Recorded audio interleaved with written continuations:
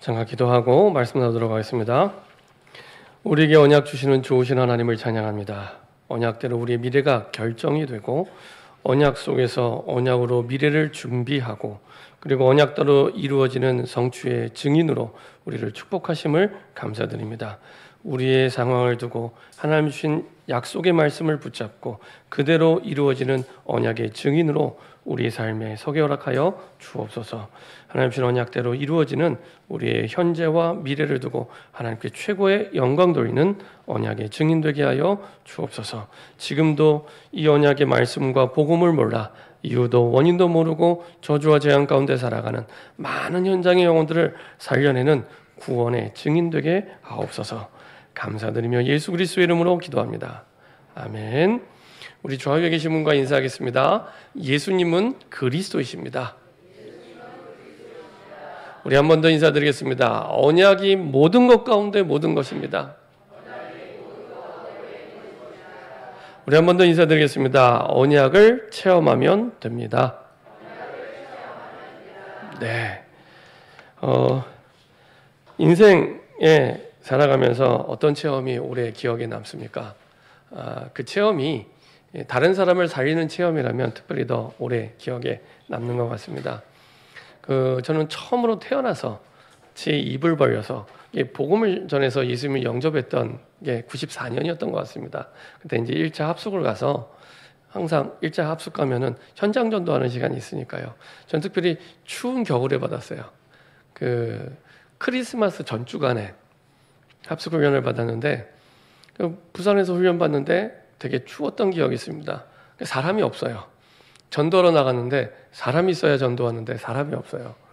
그러다가 저기 멀리서 유치원생 한 명이 이렇게 있더라고요. 얼마나 반가운지 막 달려가서 일단 한 건 해야 되기 때문에 가서 복음 전하는데 착하게 잘 들어주더라고요. 잘 듣고 예수님 영접하고 그래서 이제 행복한 마음으로 이렇게 와서 또 포럼하고 그랬었는데 그게 이제 기억에 남고요. 그리고 어제는 아이들 신학원이 종강을 했습니다. 그래서 종강하는 날이라 이제 참사랑교회 가서 방이동에 있는 참사랑교회 가서 잠깐 이제 사역자들이나 우리 선생님들도 만나고 인사하고 돌아오는데 가는 길 가운데 경찰병원을 이렇게 지나서 가게 되더라고요. 제가 전도사 때 한 3년 동안 매주 경찰병원에 가서 현장 전도를 했습니다. 주일마다. 주일날 이제 다 사역 마치고 나서 이제 마지막 시간이 경찰병원에서 현장 전도하는 시간이었습니다. 그때 이제 그 교회 청년들하고 사역자들하고 가면 경찰병원의 5층이 그 경찰 병동이에요.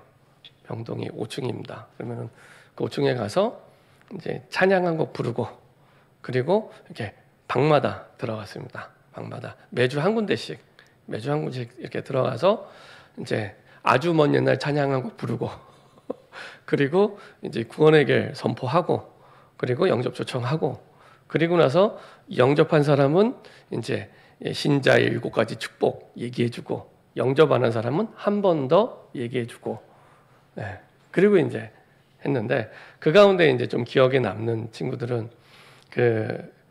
딱 일주일 입원하는데 딱 와서 예수님 영접하고 딱 가요. 일주일. 그것도 수요일 날 왔다가 그 다음 주 수요일 날 가는데 저희는 이제 한 번에 그 병실을 한 군데만밖에 못 들어가요. 병실이 많은데. 근데 한 번에 한 군데 병실 들어가는데 딱 그 병실 들어간 거예요. 그래서 딱 한 주 왔다가 가는 주일을 딱 한 번만 거치는데 그때 와서 복음 듣고 예수님 영접하고 기억에 남아요. 야, 하나님이 예비하셨구나. 하나님이 예비하셨다는 게 이런 거구나. 이게 사람이 약속해서 할 수 있는 게 아니잖아요.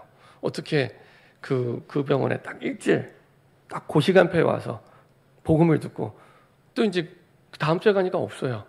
자기 부대로 돌아간 거예요.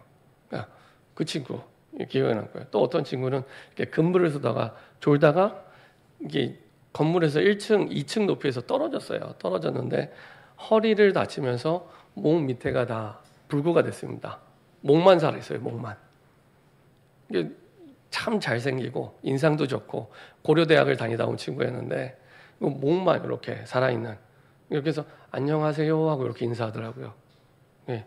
이 친구도 이제 복음 잘 듣고 예수님 영접하고, 이제 그렇게 하나님이 주신 복음 속에 참 이런 구원의 축복과 응답을 확인했던 이런 내용들은 시간이 지나도 참 오래 기억에 남습니다.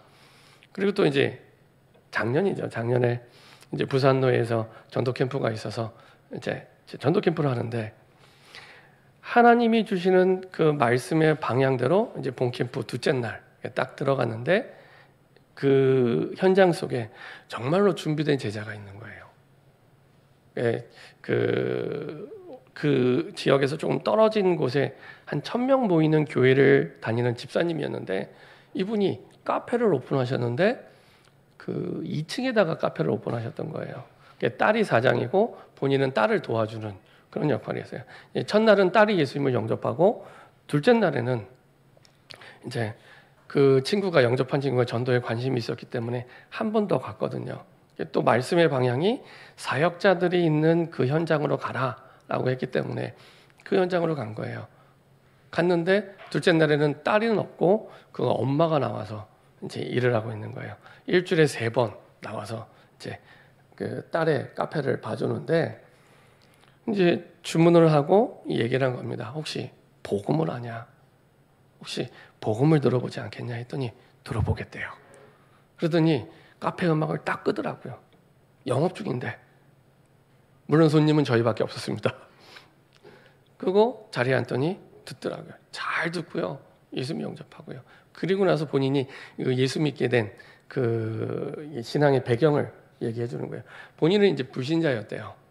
불신자였다가 교회 다니는 남편을 만나서 교회를 다니게 됐답니다.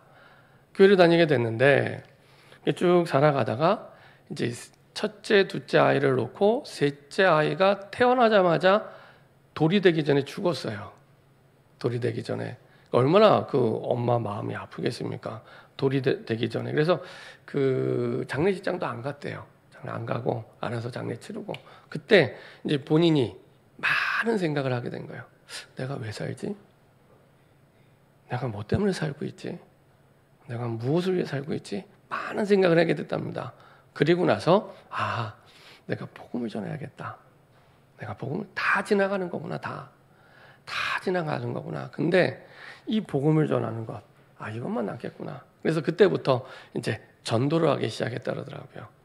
전도를 하고, 그러면서 이분이 그래도 이제 집사님이지만 이제 교회에서도 인정을 받는지 그 교회 유아유치 사역의 사역자로 있더라고요. 근데 한 1,000명 모이는 교회인데 집사님을 사역자로 세울 정도면 이제 교회에서도 인정받는 그런 사역자더라고요. 어쨌건 간에 이제 이분이 그런 과정 속에서 이제 전도를 하는데 마음대로 안 되는 거예요. 전도를 하고 싶은데. 그래서 뭐 하셨냐? 매일마다 2시간씩 성경을 필사했대요. 하루에 2시간씩. 이게 성경 2시간 읽는 것도 쉽지 않잖아요. 근데 전도하고 싶어서 2시간씩 썼대요.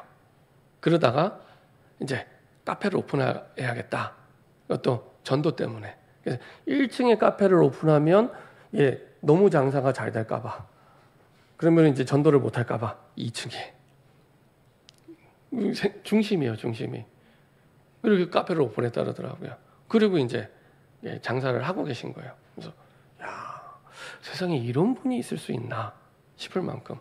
제가 그분을 약속을 해서 만난 것도 아니고 내가 그분을 알고 만난 것도 아닌데 말씀을 따라가다 보니 하나님이 준비된 만남을 보게 하신 거예요. 얼마나 복음을 잘 듣고 얼마나 전도를 하고 싶어 하시는지.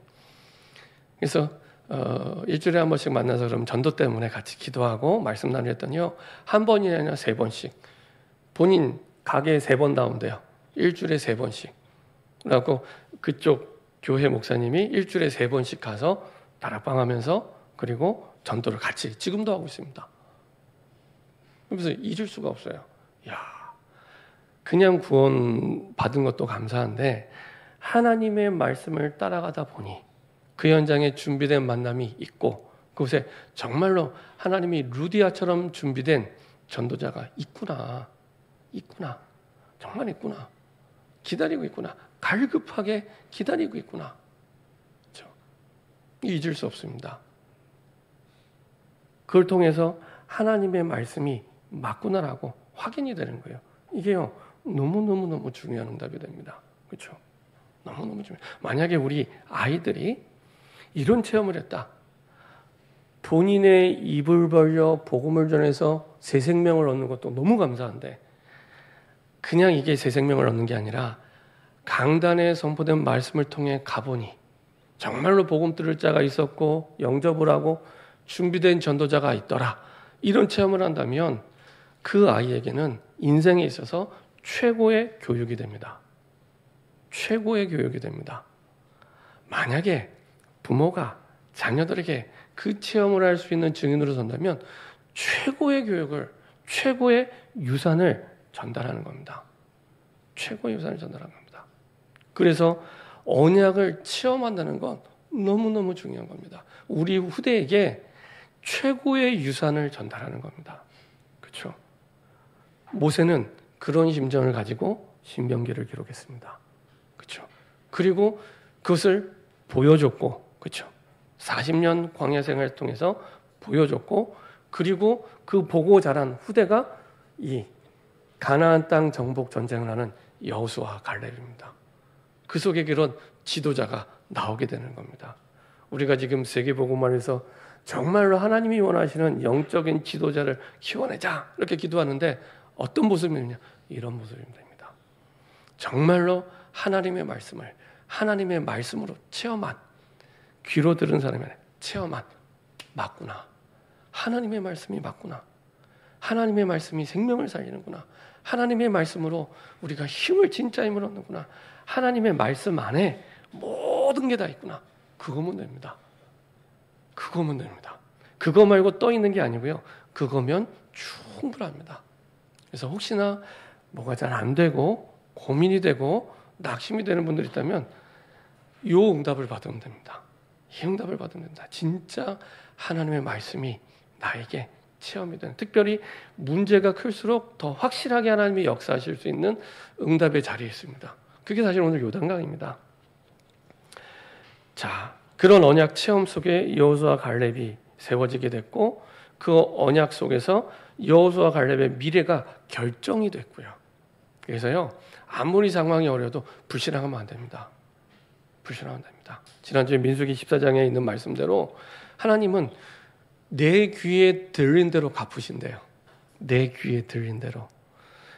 그 이스라엘 백성들이 이 민수기 14장의 불신앙 말고도 여러 번 불신앙합니다. 근데 그때는 이런 말씀을 안 하세요. 하나님이. 근데 요 약속의 땅에 대한 불신앙을 했을 때 드디어 이제 우리 입장에서 표현하자면 하나님이 폭발하신 거예요. 내가 더 이상은 이 백성을 가만둘 수 없다. 그래서 그 내 귀에 들린 대로 저 백성은 광야에서 죽을 것이다. 약속의 땅에 들어가지 못하고 광야에 죽을 것이다. 불신앙도 신앙이기 때문에 그거대로 가요. 그럼요, 그리스도 안에 있는 게 맞고 하나님의 자녀가 맞다면 우리가 정말 세상 말로 비싼 밥 먹고 왜 불신앙합니까? 그렇죠? 분명히 믿음대로 역사하실 텐데 이왕이면 신앙을 고백해야죠. 이왕이면. 그렇죠? 이왕이면 아무리 어려워도 신앙을 고백하면 신앙대로 응답이 오게 됩니다. 그렇죠? 그래서 그 고백 때문에 그 고백이 여호수아 갈렙의 미래가 된 겁니다. 그렇죠? 고백대로 약속의 땅에 들어가게 됐죠. 심지어 모세도 불신앙 때문에 못 들어가요. 모세도. 그리고 그 약속의 말씀은 그대로 여호수아 갈렙을 통해 성취가 되고요. 그리고 미래를 준비하는 것도 학원 가서 준비하는 게 아니라 언약을 준비시키는 겁니다. 언약을. 그렇죠? 내가 직장에 가서 열심히 일해서 미래가 준비되는 게 아닙니다. 일은 열심히 해야죠. 근데 그게 언약 안에 있습니다. 언약으로 미래를 준비합니다. 이제 막 전쟁을 해야 되는데 마지막 준비를 이 창검수를 전투를 준비하는 게 아니라 언약을 준비시키세요. 우리 상식과 안 맞아요. 근데 하나님 보실 땐 이게 맞아요. 싸움의 성패는 나가서 싸우는 사람에게 있는 게 아닙니다. 하나님 손에 있지. 하나님이 싸우시는 거죠. 하나님이 계획 주시고 하나님이 이루시고 하나님이 싸우는 건데 그걸 진짜 믿을 수 있도록 믿음을 준비시키는 겁니다. 그걸로 충분하고 완전합니다. 그리고 그게 맞다는 걸 이 여호수아 14장에 보여주시죠. 그래서 우리의 상황을 두고 우리가 뭘 안 해도 돼요. 그 상황 그대로 두고 하나님이 뭐라고 말씀하시는지 말씀을 내 약속으로 붙잡으면 됩니다. 그걸 보고 언약, 이렇게 언약은 건 단순히 하나님의 말씀, 그러니까 말씀을 내 약속, 내게 주신 약속으로 붙잡은 거죠. 그럼 됩니다. 그래서 예배가 중요합니다. 그래서 기도가 중요합니다. 그래서 주일은 바쁘시면 안 돼요. 주일은 아주 편안하게 말씀 받고 은혜 받고 힘없고 또 기도하다가 묵상하다가 말씀 받고 힘없고 은혜 받고 그리고 또 묵상하다가 그리고 점심 식사하시고 또 말씀 받고 은혜 받고 힘없고 평안하게 그리스도 안에서 안식하시면 됩니다. 그렇다고 해서 우리가 가난하거나 부족하거나 연약해지지 않습니다. 유대인들 껍데기만 붙잡았는데 지금 세계를 움직이고 있잖아요. 껍데기만 붙잡았는데 그 절기와 내용들을 유대인처럼 철저히 지키는 사람 없습니다. 그렇죠? 저는 이스라엘 성지순례 가서 봤어요. 물론 날라리 같은 유대인들도 있습니다. 잘 안 지키는. 근데 철저히 지키는 유대인들은요. 지금도 금요일 저녁 6시부터 토요일 저녁 6시까지 안식일을 철저히 지킵니다. 그리고 그 많은 것들을 지킵니다. 그러면서도 세계를 움직이는 민족이 됩니다. 그렇죠? 우리가 주일을 정말로 은혜 받고 힘없고 편안하게 묵상하다가 우리 삶의 지장이 전혀 되지 않습니다. 전혀 되지 않습니다.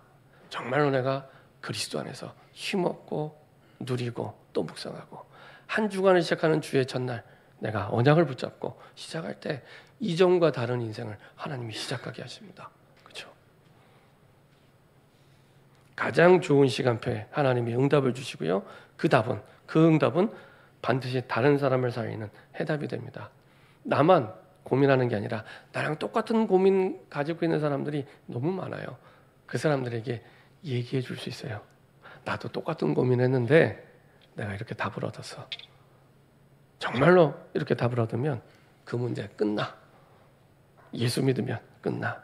하나님 만나면 끝나. 너도 하나님 만나면 돼. 그걸 보고 그냥 전도가 아니라 성경적인 전도라고 얘기합니다. 성경적인 전도. 내가 하는 전도가 아니라 되어지는 전도. 내 응답을 주셔서 그 증인으로 얘기해 주는 거예요. 편안하게. 세게 얘기할 필요도 없어요. 편안하게. 사실이니까. 역사하셨으니까 얘기해 주는 거예요. 그렇죠? 부담을 안 가지셔도 돼요. 전도는. 내게 주시는 은혜를 전달하는 거기 때문에 중요한 건 내게 주시는 은혜를 놓치는 게 문제지 그걸 전달하는 게 문제가 아닙니다. 다른 사람을 살릴 해답으로 나에게 먼저 응답을 주시는 겁니다. 그렇죠?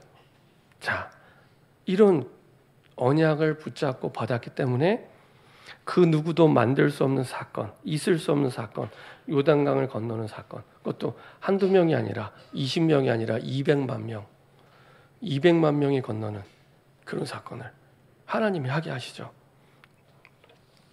왜 요단강을 건너게 하셨을까요? 그냥 쉽게 갈 수도 있는데 왜 요단강을 건너게 하셨을까요? 하나님께서는 복음의 능력을 광야 세대에게 각인시키려고. 이 광야 세대, 지금 이 가나안 땅 들어가는 세대는 출애굽 세대가 아닙니다.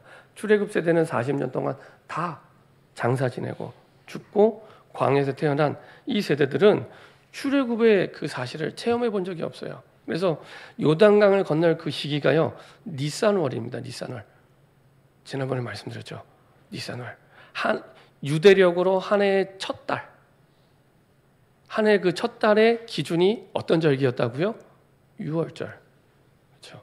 6월절 그때 니산월 그때 출애굽하고 그리고 홍해를 건너게 됩니다. 그걸 기념하는 게 무교절이거든요. 똑같은 니산월에 이 요단강을 건너게 하십니다. 하나님이 목적을 두시고 건너게 하시는 거예요. 출애굽의 그 구원을 체험하도록, 그 언약을 다시 붙잡도록, 그리고 언약대로 하나님이 홍해를 건너게 한 그 사실을 이제 이 체험하지 못한 광야 세대에게 말로만이 아니라 실제로 시청각 교육을 시키는 겁니다. 봐, 언약을 붙잡으면 되지. 언약 안에 다 있지. 너희가 하는 게 아니야. 하나님이 주신 말씀이 하는 거야. 이거를 체험시키는 겁니다.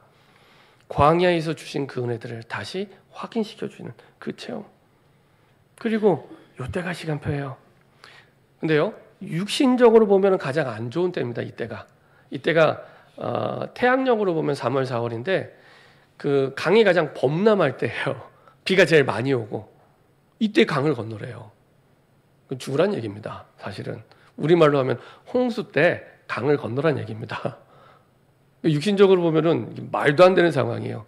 강물이 가장 불어났을 때 한두 명도 아니고 200만 명을 건너가라고 하니, 근데 영적으로 보면은 이미 하나님이 다 작업을 해놓은 시간표가 된 거예요. 여리고의 백성은 간담이 녹아있고 지도자는 도망갔고, 가나안 땅은 이 이스라엘 땅으로 들어가는데 바로 다이렉트로 들어갈 수 있는 가장 빠른 길입니다. 그 길이. 그래서 건너라. 이게 하나님이 주시는 언약의 확신이 아니면 건널 수 없는. 그래서 사실은 이 요단강을 건너게 하신 것은 후대를 위한 사건입니다. 광야 세대를 위한. 후대들은 400년 동안의 노예 경험이 없잖아요. 400년 동안의 그 비참한 짐승만도 못한 그 노예 생활의 경험이 없습니다. 10가지 기적으로 출애굽한 거 본 적이 없고요.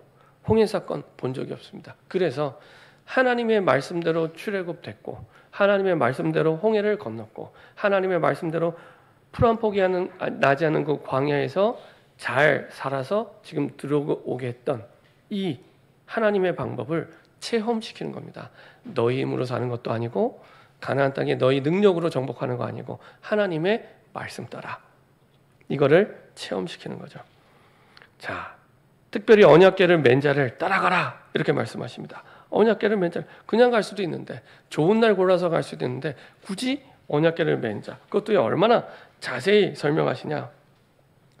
백성에게 명령하여 이르되 너희는 레위 사람 제사장들이 너희 하나님 여호와의 언약궤에 매는 것을 보거든 너희가 있는 곳을 떠나 그 뒤를 따르라. 그것도 그냥 가면 안 돼요. 언약궤에 매는 것을 보거든. 언약궤를 맸다는 얘기는 이제 움직일 채비가 돼서 이제 움직인다는 겁니다. 지난번에 말씀드린 대로 이스라엘의 장막은 전부 다 성막을 향하게 되어 있습니다. 아침에 눈 뜨고 딱 문을 열면 오늘 저 성막이 움직이나 이거부터 확인하는 겁니다. 그 안에 언약궤가 있고요. 그거 보고 움직이라는 겁니다. 그리고 앞서가는 게 아니라 그 뒤를 따르라는 겁니다. 그렇죠? 그럼 언약궤가 뭔지를 아셔야겠죠. 언약궤는 이스라엘 백성들에게는 굉장히 특별한, 굉장히 소중한 성물입니다. 보통 이 언약궤에는 3가지 기능이 있습니다. 첫 번째는 언약궤는 하나님의 임재를 상징합니다. 항상. 그래서 언약궤는 가로 120cm, 세로 70cm의 나무 상자예요. 나무 상자. 그 위에는 이제 천사 둘이 이렇게 딱 이렇게 감싸는 이런 형상으로 되어 있고, 이게 그 사람의 그 의자 모양처럼 보좌를 형상한 모양이 이 위에 형상화되어 있습니다. 보통 그때 당시 이방인들의 신상은 대부분 이방의 신상을 이렇게 딱 가장 깊숙한 곳에 신상을 만들어 놓은 거예요. 근데 하나님은 여기다 신상을 만들어 놓은 게 아니라 하나님이 임재해서 계시다는 보좌의 형상을 따라 만들어 놓습니다. 그러니까 하나님이 여기 계시다는 거예요. 하나님이. 그 하나님의 임재를 나타내는, 사람의 손으로 만든 형상이 아닌 하나님의 임재를 나타내는 그 기능이 이 언약궤 속에 있습니다. 그래서 단순히 성막이 움직이는 것, 언약궤가 움직이는 건 성막과 언약궤 움직이는 게 아니라 하나님이 이끄신다는 겁니다. 하나님이. 그리고 두 번째로 언약궤는 말씀이 흘러나오는 곳으로 이 이스라엘 백성들이 있어요. 말씀이 흘러나오는 것. 그래서 민수기 7장 보면 이렇게 말씀하고 있습니다. 모세가 회막에 들어가서 여호와께 말해라 할 때 증거궤 위에, 증거궤는 언약궤입니다. 증거궤 위 속죄소, 속죄소는 언약궤 뚜껑을 얘기합니다. 속죄소 위에 두 그룹 사이에 자기에게 말씀하시는 목소리를 들었으니 여호와께서 그에게 말씀하시더라. 하나님의 음성을 듣는 말씀의 샘과 같은 역할을 하는 게 언약궤였고요. 또 하나는 1년에 한 번 대제사장이 이 지성소에 들어가서 이스라엘 백성들을 위해 이제 피를 뿌릴 때 이 아까 말씀드린 언약궤 뚜껑 위에다가 뿌리는 겁니다. 그걸 보고 속죄소라고 하는데, 그 피를 뿌림으로 이스라엘 백성의 죄가 사함을 받게 됩니다. 그러니까 이스라엘 백성에게 얼마나 소중한 사실은 성물이겠어요. 그래서 하나님의 임재를 나타내고 말씀의 셈의 역할을 하고 죄사함의 상징적인 기능을 가진 게 이 언약궤입니다. 모든 것들이 삶이 언약궤 중심으로 언약궤를 따라서 움직이는 거죠. 자, 그래서 언약궤를 맨 자를 따라, 사람을 따라가라는 얘기가 아니라 그런 하나님을 따라 하나님의 말씀을 따라간다는 겁니다. 하나님이 주시는 그 언약의 말씀, 그것도 절대 언약의 말씀을 붙잡고 가라는 겁니다. 왜냐? 우리를 사랑하신 하나님께서 우리가 처음 가는 길이기 때문에. 그렇죠? 오늘이 2024년 5월 26일입니다. 혹시 2024년 5월 26일이 두 번째인 분 계세요? 두 번째. 아니면 혹시 세 번째인 분 계십니까? 세 번째. 다 처음입니다. 날마다 우리는 한 번도 안 가본 길을 매일 갑니다. 그래서 하나님께서는 어떻게 가야 될지, 어디로 가야 될지를 항상 언약궤를 통해 보고 따라가도록. 우리 인생길이 그런 길이기 때문에 말씀을 따라 그것이 이정표가 되도록. 이게 얼마나 중요하냐. 우리의 자녀와 후대가 그 이정표를 보고 가는 겁니다. 그렇죠? 얼마나 많은 인생의 선택의 순간이 많아요. 그때 내 마음대로 내 계획대로 가지 말고 하나님의 말씀 따라, 하나님의 말씀 따라, 그것도 철저하게 하나님의 말씀 따라. 그게 기준이 돼서 말씀이 가면 가고 서면 서고 그러면 된다는 겁니다. 그게 가장 바르게, 가장 빠르게 가는 길이었습니다. 그리고 절대 목표를 따라, 하나님이 주신 절대 목표를 따라 좌로나 우로나 치우치지 말고 길 잃어버리지 않고 가도록. 하나님이 주신 절대 목표, 그 절대 목표가 뭡니까? 가나안 땅. 500년 전 약속하신 그 가나안 땅을 길 잃지 말고 제대로 가도록. 그렇죠? 그 절대 목표를 따라. 그렇죠? 절대 목표가 나에게 확실한 만큼 길이 선명하게 보입니다. 차에 내비게이션이 있으시죠? 내비게이션 이용할 때 어떻게 이용하세요? 목적지를 먼저 딱 찍잖아요. 찍으면 길이 나타납니다. 그렇죠? 목표가 분명할수록 길이 분명해집니다. 그럼 우리 목표는 뭡니까? 우리 절대 목표. 주보에 매주 고백하잖아요. 주는 그리스도시요 살아계신 하나님의 아들이십니다. 세계 복음화를 위한 예수 제자 삼는 교회를 주영교회 평생의 목표로 주셨으니, 내가 항상 기억하고 꼭 기억해야 될 것, 우리 인생의 절대 목표는 세계 복음화 예수 제자. 이게 하나님이 우리 교회와 우리 인생에 주신 절대 목표구나. 그러면 됩니다. 내가 이것 때문에 지난주에 갈렙처럼 존재의 이유가 여기에 있구나. 내가 직장 가는 이유가 여기에 있구나. 혹시 일이 안 되고 방황이 되고 고민된다면 절대 목표부터 확인해 보세요. 내 인생의 절대 목표가 정말 세계 복음화 예수 제자가 내 인생의 절대 목표가 하나님이 주신, 내가 세운 계획 말고 하나님이 주신 절대 목표만가. 이게 분명하지 않으면 계속 길을 돌고 돌아가게 됩니다. 그 교회를 오래 다니고 그 신앙생활을 오래 하다 보니까 보이더라고요. 바로 갈 수 있는데 절대 목표가 없다 보니 너무 쉽게 흔들려요. 목표가 없으니까 좌로나 우로나 계속 흔들려요. 목표가 없으니까 말씀을 들어도 그 말씀 같고 그 말씀이 그 말씀 같고 사실적이지가 않아요. 목표가 없거든요. 목표가 분명해야 됩니다. 목표가 분명해야 됩니다. 하나님이 내게 주신 목표, 내가 계획 세운 거 말고요. 자꾸 우리는 다른 길로 가요. 우리도 모르게 내가 계획을 세워서 하나님이 주신 목표, 하나님이 주신 목표 그대로 가야 됩니다. 그게 가장 바른 길, 가장 빠른 길입니다. 자, 그 목표 따라 올바르게 가기 위해 언약궤를 따라가라. 근데 알고 보면 사실은 알고 가는 길이었습니다. 처음 가는 길이지만. 왜요? 이미 모세에게 약속한 땅이에요. 이미 언약을 기억하고 있다면. 여호수아에게 이미 약속한 땅이에요. 이미 밟는 땅 다 주었다라고 얘기한, 다 주셨대요. 이미 가지도 않았는데 이미 정복했대요. 그런 땅입니다. 그리고 여호수아 2장 보면은 우리가 읽지 않았지만은 다시 정탐꾼을 보내서 이미 하나님이 이건 확실하게 주신 땅이구나 확인된 땅입니다. 여호수아 2장 9절에 보면은 이방인 라합이 이 여호수아 갈렙한테 말씀 받은 게 아닌데 똑같은 신앙을 고백합니다. 여호수아 2장 9절에 보면 말하되 여호와께서 이 땅을 너희에게 주신 줄 내가 아노라. 모세에게 들은 게 아니잖아요. 그렇죠? 여호수아 갈렙에게 들은 게 아닙니다. 이방인 라합, 기생 라합이 하나님이 알려주신 거예요. 하나님이. 그렇죠? 이런 자가 준비되어 있다는 거예요. 이런 라합이. 말하되 여호와께서 이 땅을 너희에게 주신 줄 내가 아노라. 똑같은 고백을 합니다. 우리가 너희를 심히 두려워하고 이 땅 주민들이 다 너희 앞에서 간담이 녹나니. 뿐만 아니라 라합을 만났던 실제 땅을 확인했던 정탐꾼들이 또 확인시켜 줍니다. 24절에 2장 24절에 이렇게 고백합니다. 또 여호수아에게 이르되 이제 여호수아에게 보고하는 겁니다. 진실로 여호와께서 그 온 땅을 우리 손에 주셨으므로. 그렇죠? 하나님이 여호수아에게 주셨던 이 땅을 주었노니랑 똑같은 고백을 합니다. 주셨으므로 그 땅의 모든 주민이 우리 앞에서 간담이 녹더이다 하더라. 그렇죠? 이미 알고 가는 길입니다.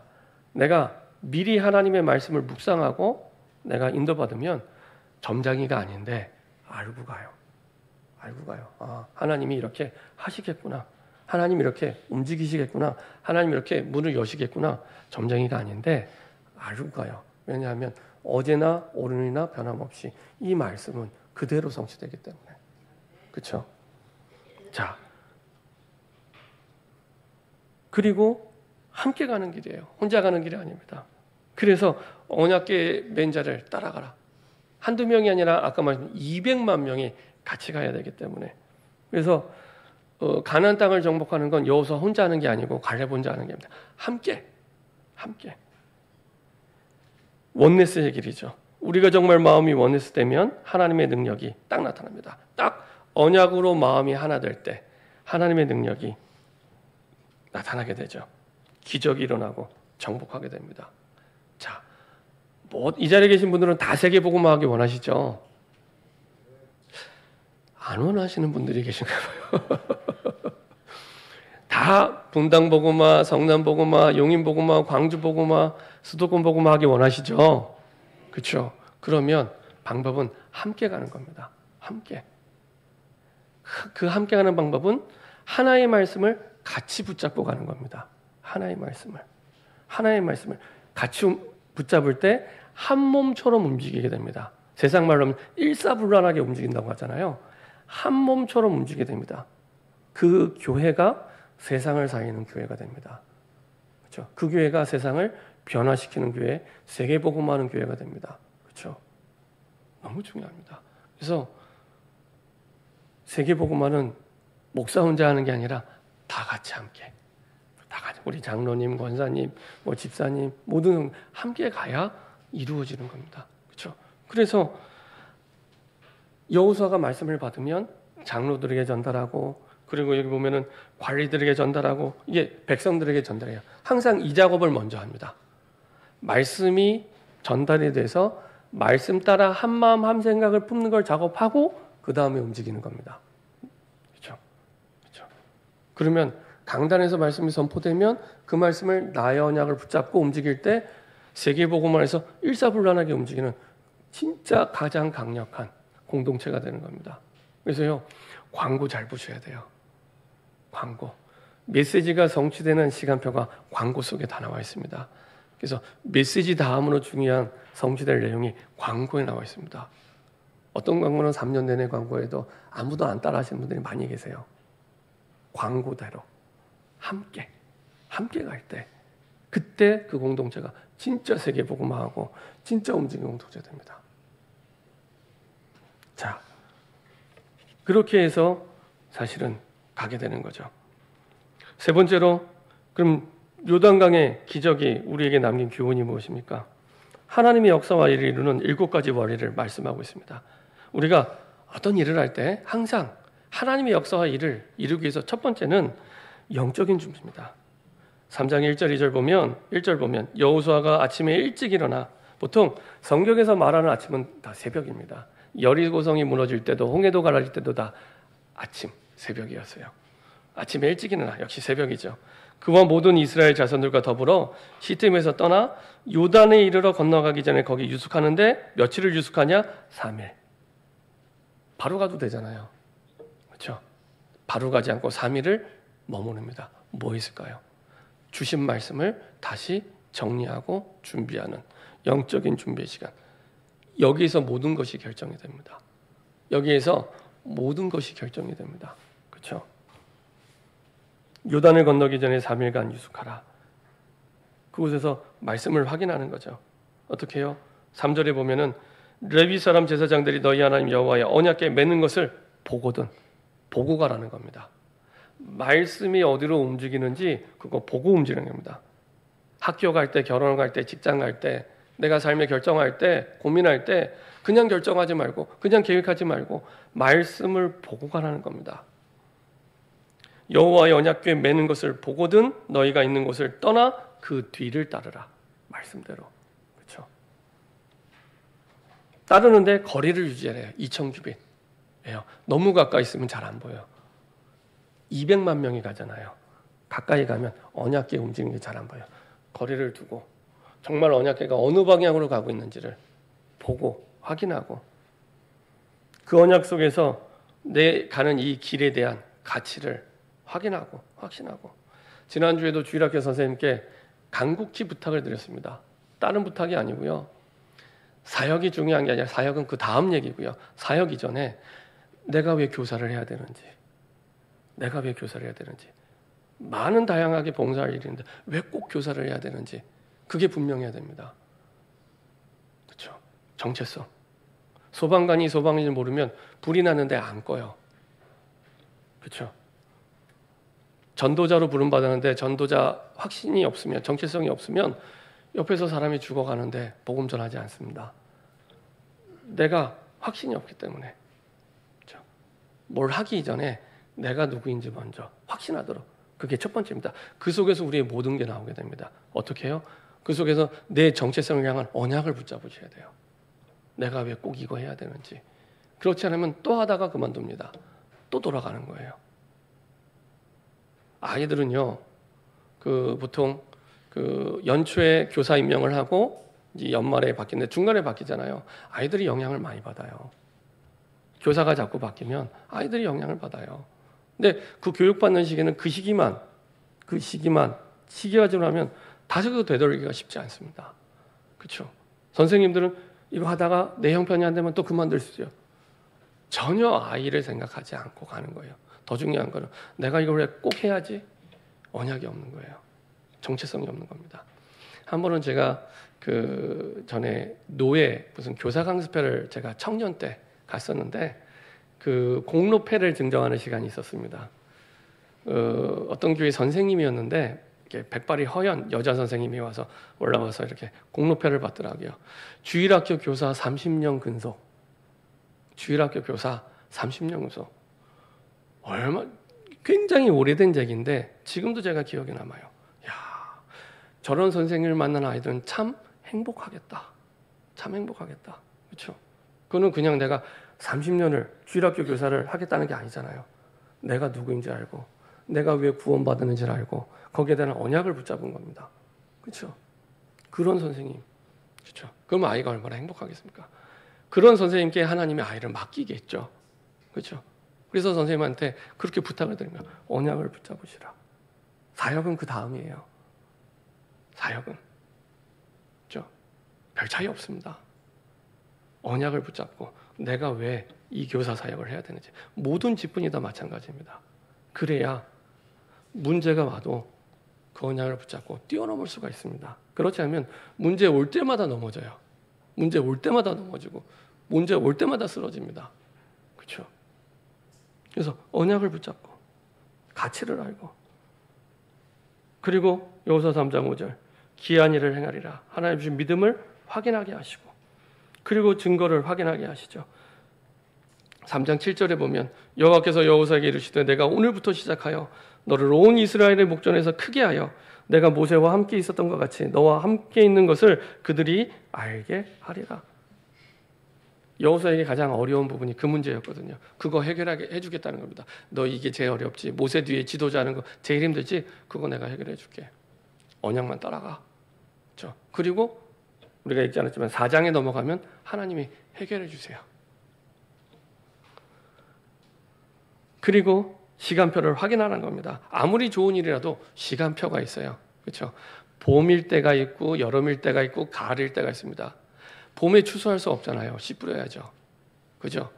봄에 때가 있고 여름에 때가 있고 추수할 때가 있는 겁니다. 시간표를 아무리 좋은 일이라도 시간표를 보고 13절에 온 땅에 주 여호와의 궤를 맨 제사장들의 발바닥이 요단물을 밟고 멈추면 그렇죠? 그 시간표. 범람하는 그 요단강에 제사장들 들어갈 때 밟을 때 그게 시간표라는 거야. 그거 따라서 강물 들어가면 그 강물을 마른 땅처럼 건너갈 수 있다는 겁니다. 그때 가르겠다. 시간표를 얘기해 주시고요. 그리고 교회, 성전 확인하는 거죠. 특별히 교회 안에 그 직분자들의 사명 이거 확인하는 겁니다. 백성이 다 건널 때까지 언약궤와 언약궤를 맨 제사장은 요단에 그대로 머물러 있으라고 말씀하세요. 그리고 다 건너고 나서 그 다음에 움직이라고 합니다. 왜냐하면 그때 당시에 요단강은 아까 말씀드렸죠. 이렇게 범람할 때라고. 그러다 보니까 환란이나 심판의 상징이었어요. 어떤 환란이나 심판의 상징이었습니다. 그래서 그런 시대적인 환란, 심판, 어떤 때로는 재앙 그런 것들이 막 범람하는데 언약궤를 맨 제사장이 있을 때 이게 벽처럼 딱 멈추게 되는 겁니다. 그렇죠? 그 시대의 재앙을 막는 역할을 그 사람이 할 수 있는 거예요. 그 시대의 재앙을 막는 역할을 언약궤를 맨 제사장이 그 강에 들어갔을 때 강물이 멈춰졌던 것처럼 그렇죠? 그런 사명을 사실은 레위 족속뿐만 아니라 그 시대 교회, 이 시대 교회가 그런 시대의 재앙을 막는 사명이 있고 왕 같은 제사장으로 부름받은 저와 여러분들에게 그런 사명이 있다는 겁니다. 그래서 뭐 너무 세상 욕 많이 하지 마시고 너무 뭐 이렇게 뭐 경제, 정치 이런 거 욕 많이 하지 마시고 뭐 북한 너무 욕 많이 하지 마시고 그래도 구원의 기회가 있기 때문에 김정은을 안 데려가신 거니까 살아생전에 복음 받을 수 있도록 기도해 주시고 시대의 재앙을 막을 수 있는 사명이 대통령에게 있는 게 아니라 언약을 가진 언약궤를 따라가는 저와 여러분들에게 있는 겁니다. 그러니까 우리 책임이에요. 쉽게 얘기하면 시대가 마약으로 차고 넘치고 너무 살기가 어려워지고 예수 믿는 사람 책임입니다. 뭐 사람들은 뭐 국회의원 책임이다, 대통령 책임이다, 뭐 우크라이나 전쟁 때문이다, 뭐 그럴 수도 있는데 근본은 그 재앙을 막을 수 있는 언약을 받은 저와 여러분들 책임입니다. 그래서 그 교회의 사명, 그 직분자의 사명, 왕 같은 제사장으로 부름받은 우리의 그 사명 잊지 말라는 겁니다. 그렇죠? 이렇게 인도받을 때 하나님의 일을 이루게 되고 하나님의 역사를 이루게 됩니다. 오늘부터라도 시작하시면 돼요. 오늘부터라도 이대로 준비하시면 됩니다. 결론입니다. 여호수아 4장 1절에 보면 1절과 7절을 한번 읽어보도록 하겠습니다. 여호수아 4장 1절과 7절 같이 한 목소리로 합독하도록 하겠습니다. 그 모든 백성이 요단을 건너 이를 마침에 여호와께서 여호수아에게 말씀하여 이르시되 7절입니다. 그들에게 이르시기를 요단물이 여호와의 언약궤 앞에서 끊어졌나니 곧 언약궤가 요단을 건널 때 요단물이 끊어졌으므로 이 돌들이 이스라엘 자손에게 영원히 기념이 되리라 하라 하니라. 200만 명이 넘는 사람이 홍수처럼 강이 범람을 하는데 강을 건넜다. 만약에 뉴스에서 취재 나오면은 엄청나게 취재를 했겠죠. 근데 성경은 한 줄 딱 기록합니다. 그 모든 백성이 요단을 건너가기를 마침에 요거 한 줄. 200만 명이 범람하는 강을 건너가는데 그거 딱 한 줄 하고 끝. 다른 얘기 안 해요. 그리고 훨씬 많은 얘기를 어떤 얘기를 하냐면 후대를 위해 건너겠다는 겁니다. 그리고 기념비를 세웠다는 겁니다. 7절에 그들에게 이르기를 요단물이 여호와의 언약궤 앞에서 끊어졌나니 곧 언약궤가 요단을 건널 때 요단물이 끊어졌으므로 이 돌들이 이스라엘 자손에게 영원히 기념이 되리라. 이것 때문에 요단강을 건너게 하셨다는 겁니다. 요단강이 갈라져 있잖아요. 마른 땅처럼 되는데 거기서 딱 돌을 12개를 줍는 거예요. 그것도 한 사람이 몇 사람 끌고 가서 12개 주면 쉬운데 꼭 지파별로 한 명씩 뽑아요. 지파별로 한 명씩 뽑아서 12명을 추려서 12개를 하나씩 가져오게 합니다. 왜 그럴까요? 이스라엘 백성들 다 기억하고 알라고. 몇 사람만 기억하는 게 아니라 이스라엘 백성들 다 그걸 기억하고 알게 하기 위해서 지파별로 대표자를 뽑아서 돌을 가지고 와서 기념비로, 영원한 기념비로 하나님이 세우십니다. 이것 때문에 요단강을 가른 게 중요한 게 하나도 중요한 게 아니고, 바꿔 얘기하면 경제 문제가 왔는데 갑자기 경제 문제가 풀렸어요. 얼마나 기쁘겠습니까? 근데 그게 중요한 게 아니란 겁니다. 너무 내가 병이 나서 아팠는데 병이 나았어요. 병이 나은 건 너무 감사한 일인데 그게 중요한 일이 아니란 겁니다. 뭐가 중요하냐? 이걸 통해서 하나님의 말씀이 내게 이루어졌다는 거예요. 그래야 그 다음번에 또 다른 모양으로 문제가 와도 안 흔들리는 거예요. 언약을 붙잡았기 때문에 어떤 문제가 와도 흔들리지 않은 견고한 절대망대가 됩니다.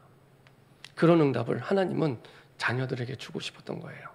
자녀들에게 흔들리지 말고, 좌로나 치우지 말고, 능력이 없어도 되고 모자라도 되고 괜찮아, 아무것도 문제되지 않아, 언약만 붙잡으면 돼. 봤지? 범람하는데 강 건너는 거 언약만 붙잡으면 돼. 너희들 한 거 없잖아, 아무것도. 그 얘기를 하는 겁니다. 강 건너는데 이스라엘 백성 한 게 있나요? 없어요. 아무것도 없습니다. 물을 퍼내기를 했습니까? 아무것도 없어요. 언약만 붙잡았는데 되는 겁니다. 그냥 붙잡지 말고 진짜 붙잡으면 됩니다. 그래서 혹시 고민이 있다면, 문제가 있다면 고민하지 말고 하나님의 계획만 질문하시면 돼요. 하나님, 모든 문제가 십자가에서 끝났는데 이게 무슨 계획이 있습니까? 그리고 하나님의 말씀을 약속으로, 내게 주신 약속으로 붙잡으시면 됩니다. 그렇죠? 특별히 묵상하실 때 시작을 7망대의 기도를 가지고 편안하게 기도를 시작하시면 돼요. 눈을 감고. 저도 아침마다 그렇게 하는데 너무 좋아요.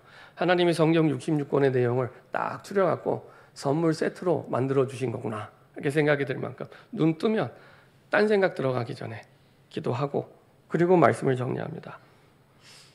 그러면 하나님께서 문을 열고 기다리는 그 방향이 있습니다. 그 방향대로 우리가 움직이면 됩니다.